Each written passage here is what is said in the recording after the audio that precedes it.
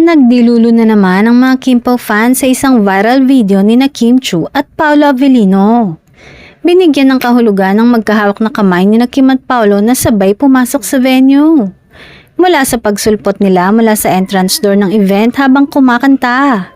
Hindi natanggal sa pagkakahawak sa isa't isa ang dalawa. Reaksyon ng marami. Halos mahimatay na raw sa kilig at ilusyon na may relasyon na nga ang Kim Pao. Ginawa pang slow motion ng eksena ni na Kim at Paolo at zinumi ng kamay ng dalawa kaya mas lalong nakahakot ng dilulo ang marami nilang tagahanga.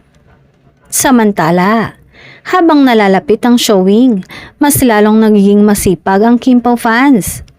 Isang fan sa Lucena, Quezon ang ibinida ang pa-block screening nito sa mismong showing ng movie sa SM na may 392 seating capacity. Sabi nga nito, naiiyak daw siya sa kanyang achievement na makatulong sa pelikula ng kanyang idol, ang My Love Will Make You Disappear.